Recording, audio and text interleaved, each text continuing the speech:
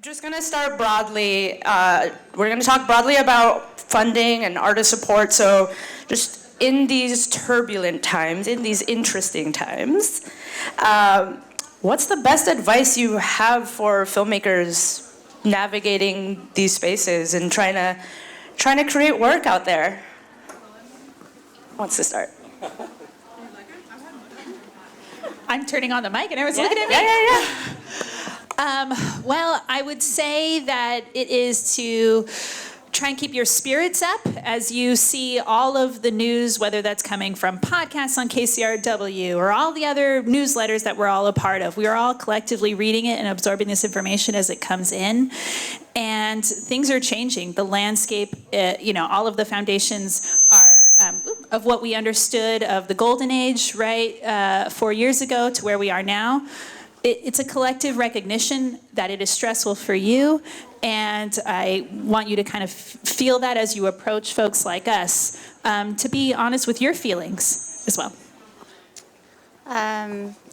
Co-sign that. Hello, everybody. Hi. Hope you're doing okay. I think for me, just something that I try to remind folks is to find your community, find your people. The people who will roll with you through thick and thin, the people who will give you that honest advice, the people who will help keep you grounded in why you're making your projects in the first place, so that you have a home and a space to return to make the best possible film that you can, because that's all that you're responsible for. And then the two questions that I often tell people are to be able to answer this at any given moment, like why this film now and why you? So if you are always grounded in that, like you'll be okay, and the market will be the market, So. Okay, hi everyone. First off, I lost my voice. And I didn't even party hard or anything, I just lost it. But second, just as a former festival director of CAAMFest, I just want to take a moment to thank ADOC, CAAMFest, for making you all, for all of you being here, such a magical day too. Filmmaking has always been hard, right? We all know that, being an artist, filmmaker. I think being educated, reading articles that are coming out, understanding from your community what's happening, and then taking your film step by step. It can be overwhelming to think of all of it, but just put it on a piece of paper, and every day try to keep tackling it little by little so it's not super overwhelming. Yeah, I first want to thank CAAM as well for bringing us together. I am so happy to see so many people that I love and have worked with in so many capacities. It's been many years for some of our reunions here, so thank you, CAAM, for bringing us together. So I agree, filmmaking has always been hard. This is a hard moment, but where there's chaos, there's opportunity too. And as I look at the rooftops of the city and think about what Stephen said about the history of this region that we're in, it's always kind of boom and bust, and that's true for us as well. But you guys, I think nonfiction storytellers in particular, but independent storytellers, are really primed to weather the moment, because you're used to having to be scrappy and creative and chart new paths and tell your story the way you want to tell it. That's always been the challenge. So perseverance is always what it's been about, and I think that is especially true right now. I think another important part of what we're doing here is also trying to demystify these institutions that you all belong to and try and put a face to these people, to you all who are doing this work. I think it's really interesting. You all have sat on different sides. You've been filmmakers. So I would love to hear kind of what you're bringing from your experiences, from your places in community to the roles that you have now in these institutions. I don't know, to whoever wants to start that. Oh. Thrown to be the first one. Well, I'd say that when I think back to my first, job in the industry working for the Telluride Film Festival, I was in charge of the submissions, and I saw the many films coming through and applying, features, shorts, student shorts, and it gave me a really quick sense of empathy for all of the filmmakers who are applying and not getting feedback, not getting an understanding of the why not. And I take that to the work that I do at ITVS of trying through us who provide feedback to give you the tools to know what to do next, to try and take next steps if you get a rejection or if you are advancing to the next stage. And I always hope that I am embodying that in the work that I do, from everything from how even the calls are administered, who's reviewing, etc. I want to be able to provide things to you as much as we provide funding, and that you're giving us your stories and your time and effort. So my first job was actually here at CAAM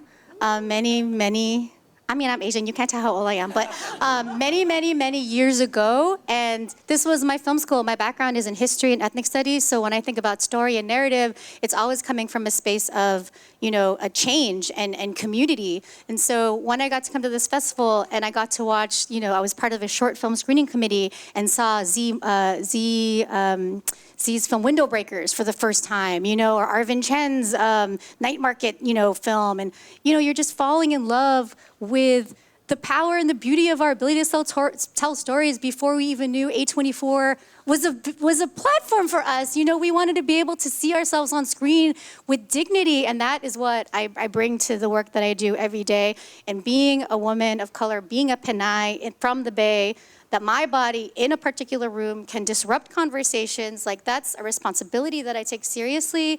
And I just want to say thank you to all of the people in this room. I see Sang Chen is here, I see Grace Lee is here, I see Ursula is here, people who gave me a chance when I didn't know anything, And so it's really this community that I carry with me in every room that I go into, and that the industry is comprised of people. Humans, and we remember each other and how we make each other feel.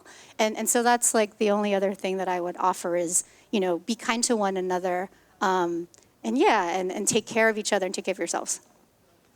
Oh, that's so hard to follow. My answer's gonna be so much more boring. So I'm a local person. I went to film school here, SF State alum in the film department. While I was at SFFILM, I started interning at CAAM to be a OG CAAM people here.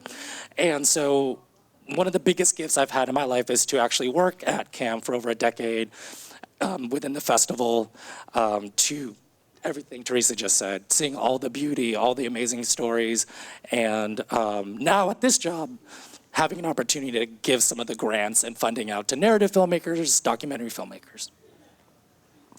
I love these answers, but I did start as a very scrappy filmmaker. I have done it many times, raising the budget, hanging with a project for years. A lot of the projects that I even attach myself to now are still in those positions. That's where my heart is. It's kind of silly, but it's true. So for me, in all these roles that I've had the privilege of working in, where I'm supporting artists, I'm obsessed with raising money to help you guys out.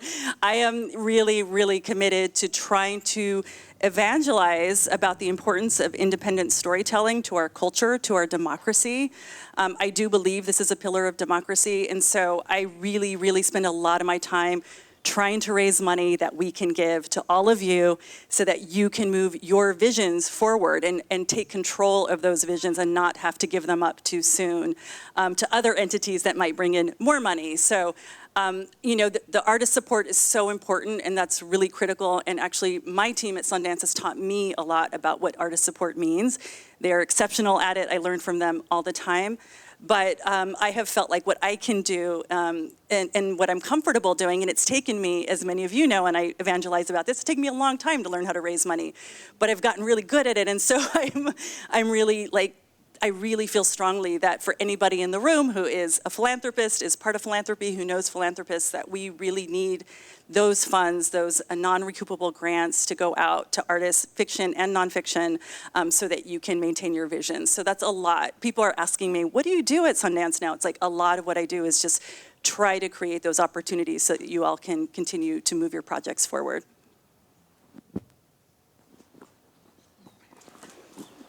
I have one more question, then I'll open it up to folks. I'm sure we have a lot of questions for you all. What are you hopeful about? What do you hope to see happen? What are you excited about? That's coming up next or changing? I think it was yesterday or the day before, I was in conversation with a regional partner thinking of a different event, and they said they want to champion stories that don't go down easily. And I thought, you just signaled to me a thought partnership, because that's what I'm passionate about. That's why I'm at the organization that I'm at, and why public media manifested for me as like, oh, I don't know how, but this like magnetically drew me in as the daughter of a Palestinian punk rocker. I was like, oh, let me go work here in public media. And I think that it just keeps giving me hope every story, every round when you bring your projects forward. And I feel when we give feedback and things like that. But and I know I've spoken to a lot of you here on the phone or even in person. I just get so excited by the stories that aren't going to go down easily, that are going to challenge us, challenge me. And so I know that, yeah, things are changing, but I'm like, the average time of a film takes about 7 years to finish. The market's going to change by the time some of these films are finished. So I can't wait to see what that's going to be and what the path for these films to get out and have people. Yeah. Prior to my current role, I was, working with Nicole at American Documentary and POV and America Reframed, and really kind of sat on the distribution exhibition side, even with the festival. And so being able to kind of see the projects that were out in the world and be part of facilitating the experience of seeing those films was a really beautiful thing. And then where I am now, I think what's exciting about being in the early funding stage is that, when you're at that distribution moment, you can only select from what has been made. And so I'm seeing more development funds launching. I think, some of us here are part of that. And that ability to provide early support so that we are positioning filmmakers from the jump to be successful in their endeavors, to create the pitch material so that you can unlock more funding and make the film and pay yourself and pay a producer. You know what I mean? Like, those are the things that I think are really exciting to me. That, yes, I do think many of us have a scrappy a background, which is important. And also, I want it to not be as hard for you as it was for some folks, so that you can get paid and make a living doing this and be a storyteller. And that, that is what makes me feel hopeful, is seeing more people being able to do that and seeing more opportunities to support people earlier. Yeah, hopeful, I guess I can answer that in two ways. The first one being culture in general. I think there's more of an interest.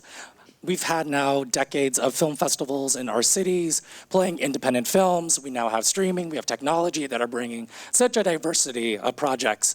And one thing that I'm excited about is when I look at applications from filmmakers, and in that application it asks, what are films that your film is like? There's now just such a rich diversity of like so many different films. I think in the past it would have been like that one big indie film that everyone kept referencing. So I think there's just more projects out there, more voices, and I think on our end it's like figuring out how much can we be there to continually support and stay to the pattern that y'all are making beautiful works. The second part to that would be the culture part. We're at CAAMFest, and I think about, again, with this festival with 40 years, but then also all the progress that's been made. I think about my nephew, who is 5 and has options to dress up for someone as Halloween. He was enthusiastically telling me all these Asian American characters that he's excited about. And I think that's progress. I think that took so many festivals, filmmakers, communities coming out to build this infrastructure. So I'm really hopeful moving forward. Yeah, that's very beautiful. Thank you for that. I agree. I'm hopeful. Again, it is a hard moment. I'm not going to pretend that the next year or two are not turbulent, that even those of us who might be a little bit more on the inside don't totally know how this is all going to shake out. But what I do know is that these stories are necessary. The commercial side will recognize that at a point. I felt like the model was a little bit skewed, a little bit broken, even though it provided some great opportunities and some great work, just work for hire for sure. So I think it will settle out. So I'm actually hopeful that it will correct in a way that the big deals will become smaller. The big deals for one will become smaller deals for more. and more reasonable, and that there will be a little bit more ownership for you all of the rights to your work. One of the things I have felt sad about, and maybe it's just because of my age and because I've been doing this for a long time, but when I started making films, we owned our films. I still own my films in perpetuity. I own the copyrights. I own all the rights. So if I want to do something, I can. And if I want to exploit those rights 20 years later, which sometimes I do, I can. And so I have felt anxious sometimes about these really personal, really artful stories being sold to someone who would care less than you all do. And so, while that can be really amazing in terms of audience, and I totally recognize that, I just feel this is an opportunity to maybe reassert our rights to our own intellectual property. And at least if we are going to give them up entirely, to really make sure that we're compensated for that properly. So it's a moment. It's not going to last forever, by the way. So we do need to organize. We need to be talking about these things because it will pass. That moment will pass. And I'm just hoping that we can leverage it so that we can get a little bit more control back for ourselves and a little more agency. Because they're just going to, as we know, sometimes those things get buried, they disappear, all kinds of things happen. And we want to be able to get our stories out the way we want to get them out for as long as we need to. So I'm hopeful that this is a moment where we can just, resettle things in a more equitable way. I have one more follow-up, and then we'll open it up. Just, I guess, particularly thinking about like early funding and, and also like the wealth of projects that are all seeking funding at this point. What is it about a project that'll kind of make you want to, take the risk to go support it? Like what is something about a project that'll catch your eye and kind of push it forward in however your review processes work? I'd say from my perspective for, our development fund, which is for strictly producers and directors of color, I think that it varies because there's not a, thematic focus of what we're funding, but we, in our materials, have all these areas where you signal things that matter to you, and that always sparks for me. Like whether it's, and we talked about this outside, so I know for those filmmakers I'm being repetitive, but the level of depth of interest in those questions that you might be putting up in your proposal, or it might be that statement about who you are in the new sections that we have of the nonfiction core and what drives you. And it's thinking about, like, am I going to be a part of this amazing journey of this filmmaker's career too? Like that gets you so interested, not just in that one project, but then what's next. And so I think it can be a combo, and it can be different on each film. So yeah, I guess that's kind of it in development for me. I'm sorry, I can't be more articulate about that. So with Catapult, we do early stage support. So we have a research grant. We also have a development grant, and it's interesting because our criteria is that we're looking for films that are artful and moving, and not necessarily. We don't have necessarily like a social issue or community-specific mandate, so that's what makes Catapult unique. And we exclusively focus on early support. And I think, we get many applications. We read every application multiple times. And I will say that for real. So people are reading what you are writing and submitting, and we're talking about some of these projects with one another. And the types of stories that stay with us because we were looking early are the ones that are not so much focused on like the agenda or the issue, but the story that you're like uniquely positioned to tell. Like I want to read an application and not be able to stop thinking about that story. I want you in your application to think about fundraising as really persuasive, effective storytelling about your project. I want you to make your story irresistible to me so that if I don't fund it, like I'm gonna be like, yo, I missed the boat on that. Like this story, I can't stop thinking about it. And there are like stories like that, And so that's what I would say is when we're looking and reviewing, and we're reviewing a lot, those are the ones that rise to the top, not the ones that are giving me a dissertation on. And there are other grants that's more appropriate, but for development funder, we're investing in the promise of the story that you are uniquely able to tell. So center that as your North Star as you're thinking about what it means to apply to a funder like us. That was my answer. Dang it. I think the project is really important in how you sell it, right? I think that does mean talking to your community, sharing it, getting feedback. I think the other piece for development is also you as the filmmaker and using that filmmaker statement, like using that really valuably because we want to know more about you. That's what is going to stick with us. Hopefully, we're building a relationship for this project and beyond. But for now, we really want to know who you are as a filmmaker and us supporting you in that way. This is a really hard question. So I'll just bring in also a little tiny dose of reality. So we just closed our fund and we got 1,400 submissions from around the world. And so we too have readers on every single application. And actually when I got to Sundance, I was really surprised because there are some funds at that scale where you can't read everything. You have to make sure just that everyone's clicking the boxes and things. But actually we do send them out. Every single application gets reviewed at least twice in the beginning. So it is incredibly competitive. That said, Liquor Store Dreams, Unseen, those are such great examples of the types of films that we're looking for. And I just learned this morning, and I don't know that I knew this or remembered it, but Liquor Store Dreams, Sundance was the first funder. And I remember seeing it. I remember it coming through. And that, I think the conviction of vision, again, the story that you can uniquely tell, that sense of this is not something I have seen before, of really just feeling strongly that something has to be made. But that said, I want to say, just because you get a rejection from anybody, any of us here or anyone else, it doesn't mean that you don't have an amazing future for your project. It's just incredibly competitive. And when we're making the final decisions, we have a lot of considerations. We have a lot of funders. They have priorities. So we're looking at a mix, right? What is the slate? How does this reach our priorities? What is the mix of something that might be really, really artistic and conceptual to what is much more journalistic or social justice? So, what is our proportion of international to domestic? I mean, all the things, right? Women to men, non-binary, you start to kind of go through and really want to flesh out your slate. So we might be leaving on the table 30, 40, 50 projects that we think are exceptional. Often we'll ask you to reapply.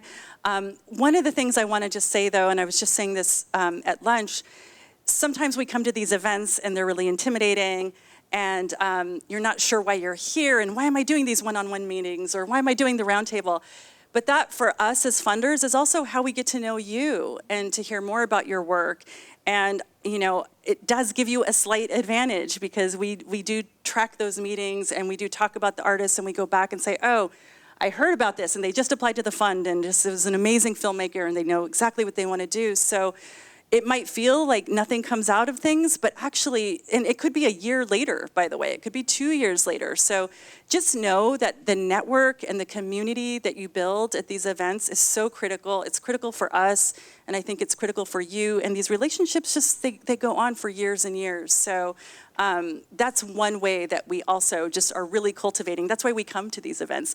We want to see each other, but really we want to meet the filmmakers and hear what you're doing. So keep that in mind as you're kind of like, should I do this thing? Yes, you should do the thing. Do the thing.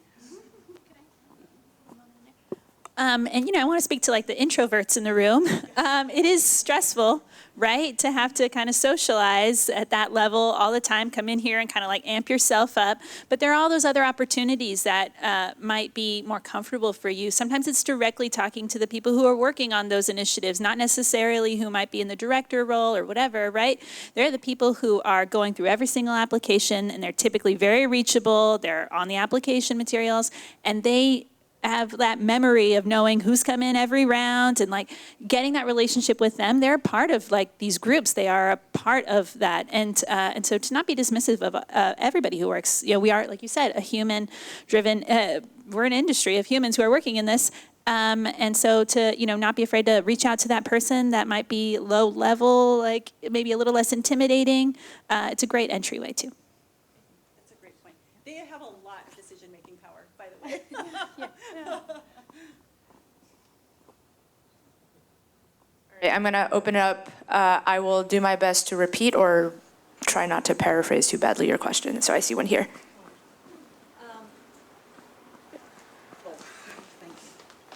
I will wasn't sure.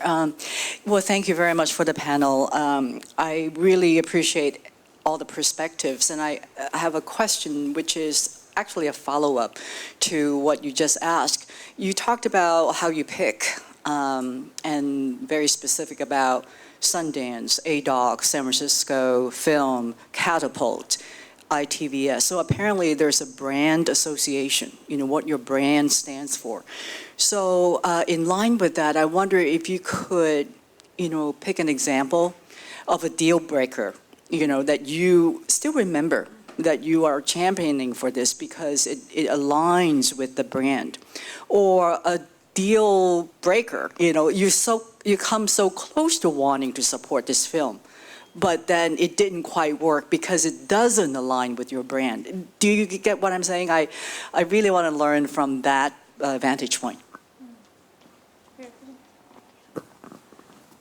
Yeah, that's a good question. There are things that come up. I mean, for me, a lot of what comes up are, this is a terrible phrase, but it's just easy to use. But, sometimes there are red flags in projects, in your proposals. If you have a challenging film or a challenging subject, you kind of just have to own it. And at least you don't have to have all the answers about how you're going to meet those challenges. And it's okay to say, I don't have all the answers, but I know I have these challenges. And I think a lot of times, important films or things that feel important kind of don't quite make it because it seems like there's a lack of awareness of some of the real obstacles, ethical challenges, maybe financial challenges, whatever those realities are. If it feels like the filmmaker is somehow not aware, doesn't want to deal with it, is unwilling to contend with it, often we'll go and interview people. We will ask questions, we will try to suss it out, but if they're kind of not there, that can be a real deal breaker for us, for sure. And that happens more frequently than you would imagine. Yeah, I mean, I would echo that. It's like, I would say giving a lot of feedback, especially for those who've been maybe gotten feedback in our first phase. There are going to be a lot of notes, and there's also how the filmmaker is receiving the notes, responding, being in a communication with you as you're providing those notes helps kind of cue you into what that filmmaker's instincts might be about handling some of those things. But I think about for ITVS, we're a mission-driven organization, and that comes with public media, right? If the filmmaker has not kind of signaled to us how much they hold as importance the public trust, that is really hard for us to then support that project. And like you're saying, self-awareness is so important. We want to have confidence that as you go forward, especially in some of these maybe investigative or really challenging documentaries, are going to be transparent about how you're operating. Because right now, especially in this media environment, it is paramount for us to hold up each other, all of us as documentary filmmakers and media. When we put that story out there, can people trust in documentaries? And we want to not challenge them, but to trust in you. And I think, so that's kind of the deal breaker there. Not being aware. I think a clear deal breaker is when people are not following directions and reading the criteria and eligibility requirements. I'm just being that's just very, very true. That will almost sometimes immediately be this person doesn't care enough to even change the name of the funder on the application, don't DM me the same thing that you did to everyone else you swiped for. And so I think that is an element of just care. And then the other part of it, like you're saying, these red flags, it's true. There's ethical considerations, and part of the process at Catapult is such that the finalists do get actually conversations. It's not just what's on the page, because that was submitted maybe 5-6 months ago. One of the things that's actually important for Catapult is the impact of our grants in the time of the phase of your project. So we take great pride in typically being first, if not among the first funders. So if we see a project, and we only give 28 grants a year, and we see a project is going to be fine, our grant might be more impactful with a different project. So that's one thing for Catapult specifically we take into consideration is, obviously we want to make sure that they have a team that can attract and successfully fundraise. But if this train's already in motion, like, you don't really need our support necessarily, and maybe there's another project or filmmaker who could really benefit. Yeah, and to the beginning part of that question about maybe examples, I think research is really important. And like, if you wanted to get into CAAMFest with a film, you would look at the catalog this year to see what kind of films they select. So when you submit next year, you have some context there. Similar to all of our grants, we list out for all of our grants like past recipients, and we highlight the ones that we highlight. So that might be a good example for you to see how does your film fit in that with their past films. Not to say we wouldn't support yours, just saying that contextually we list those out. Yeah, I just want to say one more thing that I hope is helpful, which is I always tell people to have someone who's not in the film industry read your proposal. And you want to have as few questions as possible. So you want someone to get to the end of your proposal, the end of your budget, and have as few questions as possible. They don't even have to love your project per se, but if there's a clarity to your proposal and we get it, that goes a long way. Because if you have 1,400 submissions, you're almost looking for reasons, right? They didn't read the criteria. They didn't fill out the whole form. They obviously didn't know they were applying to us, things like that.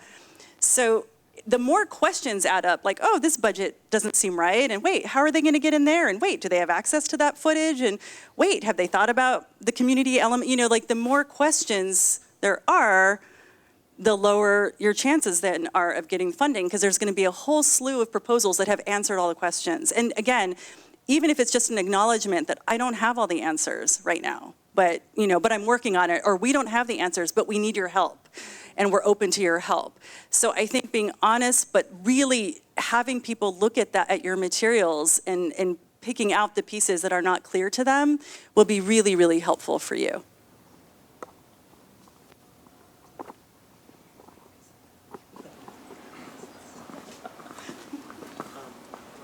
I could yell too. Yeah. Hi. Thank you for offering all the valuable perspectives as a young filmmaker. This is really great to hear. I was in actually one of the Sundance collab sessions the other day, and Ted Hope said that something that I guess was very enlightening to me as I kind of go into this field, which was a lot of people go into making their feature film first and then they try to sell it. But he said that it's actually a better way of going about it is start with development. And I think it's so interesting. Excuse my language, but he said that the industry is very accurate. But it's also offering a lot of it's also offering a lot of opportunities for new business structures, better ways to treat people. And I think there's a lot that can be done from the executive side of it. But as filmmakers, is there a way that you suggest we best practices almost in ways that we can treat each other, the ways that we start making our films, distributing them, trying to get funding to help us create a more equitable future for filmmakers? So the question is, what are best practices that you suggest for filmmakers, kind of as we're all thinking about our roles in this industry? How are we going to change things for the better? What are the best practices you have for filmmakers? Well, I kind of seem to glean that you're talking from a narrative space. So ITVS only works on documentaries, but there is so much to what we've been talking about like development funding and being able to kind of start there, gain some support. But some filmmakers will have very different pathways. So I think acknowledging that there are very different pathways and unique pathways and that each one can lead to success and that success will be defined differently is important, right? Some filmmakers will get development funding and then they will not get that co-production funding and they'll go right to acquisitions. Some filmmakers will take a lot more time, get feedback, go steady. And I think being transparent in your filmmaker cohorts, talking to each other, sharing those experiences helps demystify it, helps create community, how you process that feedback, how you took it forward. It's just, I think all of that will help a long way to create equity because there are things that as organizations, like we cannot say. Maybe we report collectively on years of research on our own projects that goes to a third party so that they can, objectively report it, right? But it's in you sharing your stories. What was it like to work with that funder? What was it like to work with that executive? What was your deal like when you went to Oscilloscope or you went elsewhere? How is it different now than that first time you, distributed to them if you're a really experienced filmmaker? So I think just asking questions and being open is going to help all the more, because we have to create that community in a transparent community if we want equity. Certain deals will always be different depending on the partner you go with, right? Commercial, public media, et cetera. Like, that's the nature of that will be different. But the more information you have, the more power you have to negotiate, to go in with confidence into those rooms and not feel like you have to give up, like you said, your copyright, all your rights right off the get-go, because they're cracking that door open and it's like, let me get through that, And so, knowledge is power.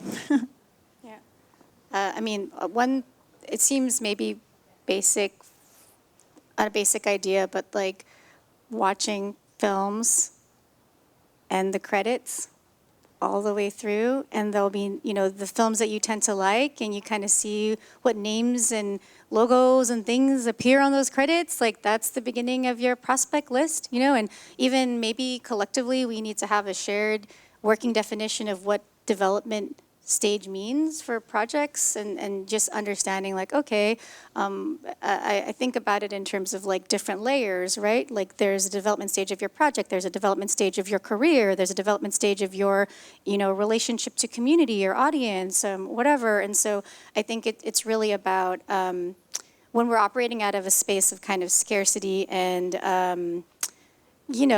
competition, it doesn't allow us to kind of see the fullness of the ways that we can collaborate with one another, and the ways that we can kind of push your story, your career, and your community's narratives forward in a way that's like much more expansive, than just like, I got a laurel, right? So let's think about those things together and like challenge ourselves. Of course, everybody, it's okay to have an ego. You're artists. We're all sensitive about our, but at the same time, think about it in the context of the broader, the community, your project, and your career trajectory, because we want you to be working in this field for a long time, I think when you're an emerging filmmaker, you should lead with your heart, but also like what feels right to you. I know filmmakers who just want to shoot films, like they'll figure it out, and getting that footage is really helpful. Some people really like the development of making films, writing the scripts, bringing a team together, and I think figuring out what is your strength is really important, because then you'll know, I need to find other people who have other strengths that can kind of work with me on that. So I think every filmmaker is coming from a different experience. Film school, no. Do they have some fun? So it's hard to know what to do first, but I would say, don't put hurdles in front of you that is going to stop you from making films, right? Set yourself up to be as successful as you can be. There's something else. I'm going to pass it on. I think the only thing I would add to all of this is to really think about audience. I think we all need to think about audience a lot more right now. And I think we had a moment where it was like, it's a global audience. And then I think we kind of realized that's a little challenging to think about. And so this is a moment and an opportunity for, I think, everyone to sit back and say, what is it that I really want this film to do? Who do I really want to reach? Why is it important to, some particular audience? And I feel like that is incumbent on all of us. And actually, you're going to have to spend a lot more time convincing the ecosystem that there is an audience for what you're doing, and that you know what it is, and that you're going to go after it. Or I do think there's room for new models. I mean, I see some of my New Day colleagues here, and that was a new model that is now, or an old model that's now coming back into vogue, where people are like, maybe self-distribution is not a terrible idea after all. So I think new things will emerge. That will be exciting. I have no doubt. I don't know what they are, but I have no doubt. But I do think we should all be thinking about, look, the budgets are getting bigger. It is a very resource-intensive field. As you heard, we're all spending years often on these projects. So what is it that you really want it to do, and what is the best path for your film? And that might not be something you've seen before or that's easy to replicate. And I know we used to have a cadence where we understood how to get our films out ultimately, and that's different now. It's totally shaken up. So I think you have to be really, really open-minded. Again, like, all of this advice is incredible advice about community, so thank you for raising it. But I do think there's opportunity for thinking about things in a different way right now. And that's scary and exciting, and I know not a lot of clarity in a very unclear time in the world.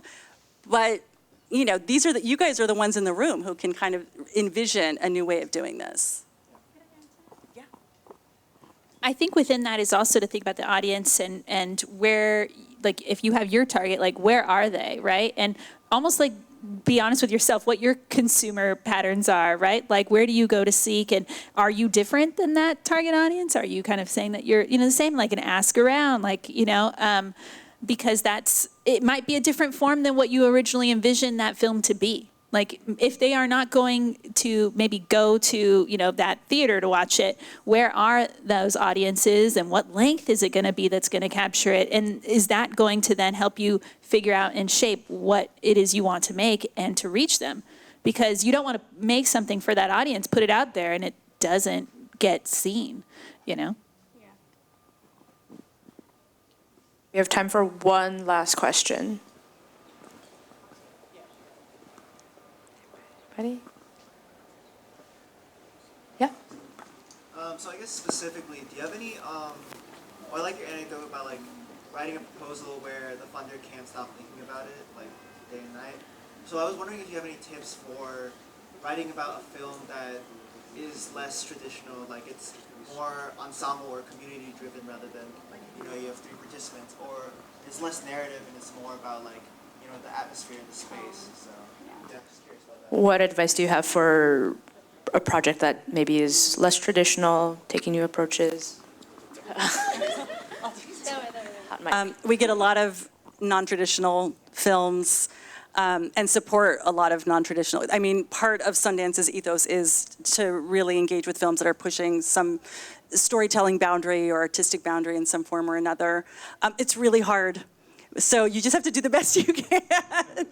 It is hard. You know, it's like, how do you put language? And this is where samples are important. And I have so much to say about samples. I'm not going to get into it. You know, some samples come in all shapes and sizes, and some are super slick. I'm not a fan of that because I feel like I can't. It's kind of like that trailer discussion. Like, people can make a slick trailer, but that doesn't necessarily tell me the language of your film.